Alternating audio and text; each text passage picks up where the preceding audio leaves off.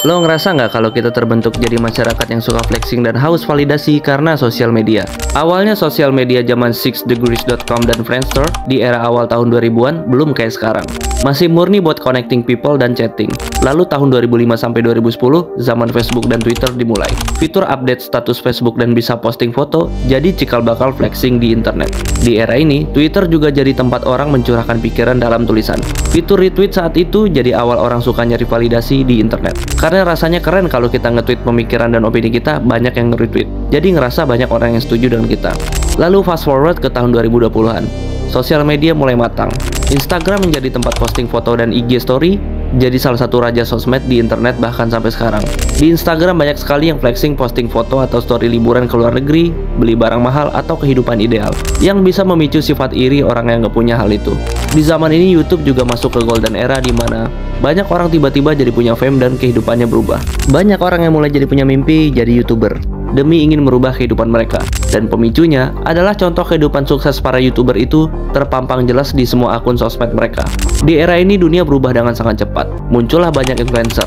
Ada influencer yang baik, ada juga yang jahat. Dan mereka flexing-flexing menunjukkan ilusi kesuksesan yang bisa nipu orang-orang polos. Contohnya Logan Paul dengan flexing kehidupan suksesnya, lalu orang-orang percaya, berhasil melakukan scam dengan crypto zoo miliknya, yang sampai sekarang project itu nggak jelas. Pada era pandemi di 2020, TikTok dengan sangat cepat melesat menjadi sosial media dengan format konten video vertikal.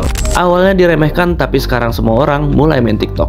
Disinilah sifat haus validasi kita semakin meningkat. Dengan algoritma distribusi konten yang memudahkan kita FYP di TikTok, hampir semua orang yang main TikTok nyoba pengen FYP demi memuaskan hasrat mereka untuk mendapatkan validasi kalau mereka itu merasa bisa dapat fame juga. Lalu Instagram muncul fitur Reels, YouTube ada fitur Short, yang sistem algoritmanya mirip TikTok.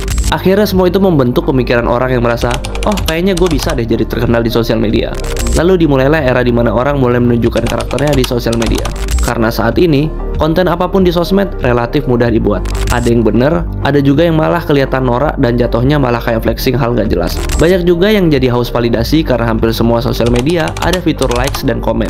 Dan kalau udah sekali dua kali kita dapat validasi yang banyak, dari jumlah likes dan komen, itu nagih dan bikin candu. Siapa yang diuntungkan dengan sifat ekosistem ini? Tentu saja perusahaan teknologi dan sosial media. Tapi apapun itu lebih baik kita manfaatin aja dan beradaptasi dengan perkembangan zaman. Karena dengan perubahan dunia ini tentunya banyak opportunity baru yang tercipta. Nggak perlu nyalahin perusahaan sosmed dan teknologi yang menciptakan karakter manusia jadi buruk. Karena yang harus dibenahi harusnya pola pikir di dalam kita. Kalau udah bener, pastinya kita nggak akan jadi orang yang flexing norak dan gila validasi. Karena musuh lo bukan di luar sana, tapi di dalam sini.